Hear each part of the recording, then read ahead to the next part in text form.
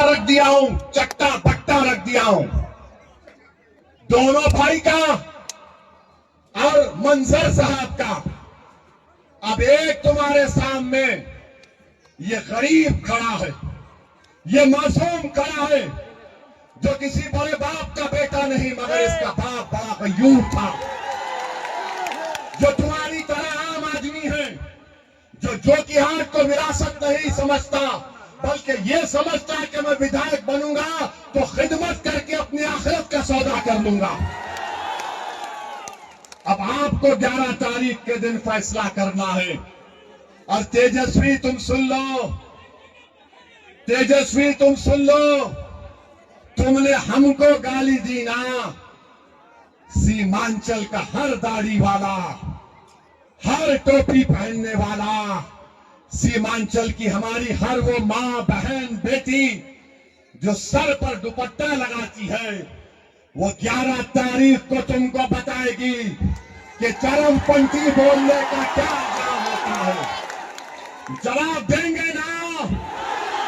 मेरी मां और बहनें हाथ उठाकर बोलिए, आप जवाब देंगे। डरिए मत, डरिए मत। ये लड़ाई मान सम्मान की है, कोई आकर हमको बदनाम नहीं कर सकता।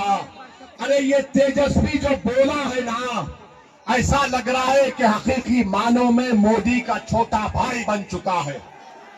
तो मेरे अजीज दोस्तों और बुजुर्गों, 8 तारीख को भी हम आएंगे, 9 तारीख को भी आएंगे इंशाअल्लाह ताला।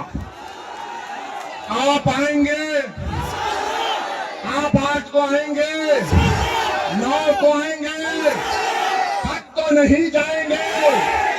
अब लड़ाई पटना की कुर्सी की है, अब लड़ाई सीमांचल का बेटा मुख्यमंत्री बनेगा, अब लड़ाई गद्दार को हराने की है, अब लड़ाई विरासत को खत्म करने की है, अब लड़ाई जनता के राज को कामयाब करने की है। तो लगाओ हमारे साथ नारा, सीमांचल जिंदाबाद, सीमांचल जिंदाबाद, सीमांचल जिंदाबाद। पतंग छाप, पतंग छाप, पतंग छाप। हमारा मान सम्मान जिंदाबाद, हमारा मान सम्मान जिंदाबाद। मजलिस इत्तेहादुल मुस्लिमीन, नारे तकबीर, नारे तकबीर, नारे तकबीर। अल्लाह आपको सलामत रखे।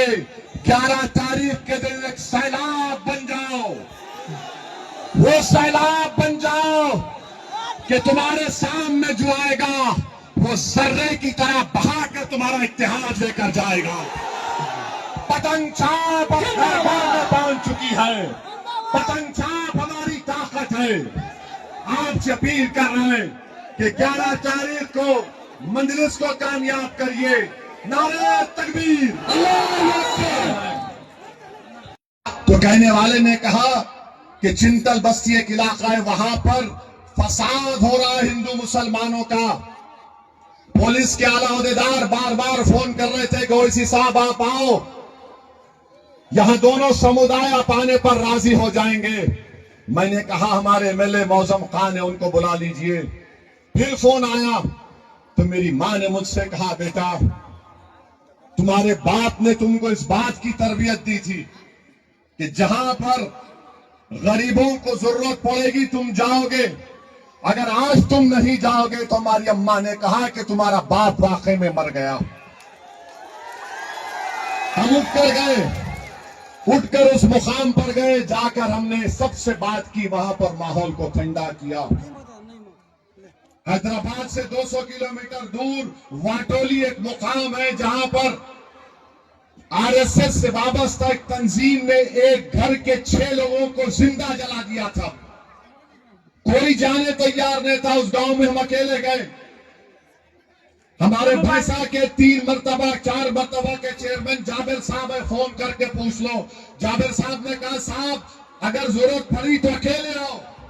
हैदराबाद से 200 किलोमीटर असदुद्दीन ओवैसी अकेले गाड़ी में गया। उस गांव में कोई जा नहीं सकता था, हम अकेले गए, हमारे साथ मंजलिस के जियालों को लेकर गए।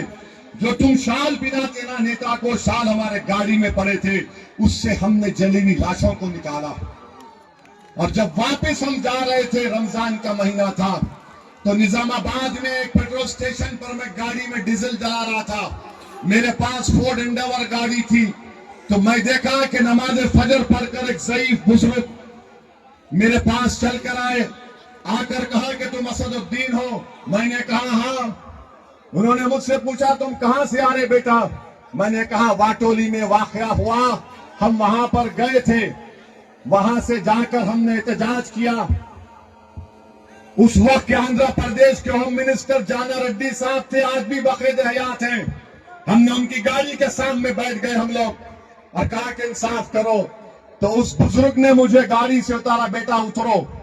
मैं उतरा तो मेरे कंधे पर हाथ रखकर कहा कि तुम्हारा बाप मरा नहीं, तुम्हारा बाप जिंदा है, तुम गरीबों के लिए लड़ रहे हो।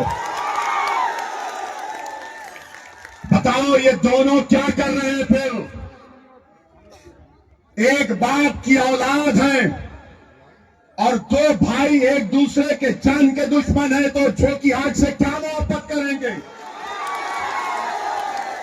जो घर एक बाप का खून है, बड़े बाप, बड़ा अजीम लीडर तस्लीमुद्दीन, मैं सलाम करता हूं उनको, मगर तुम जिस बड़े बाप के बेटे हो, तुम में बड़ापन नहीं है।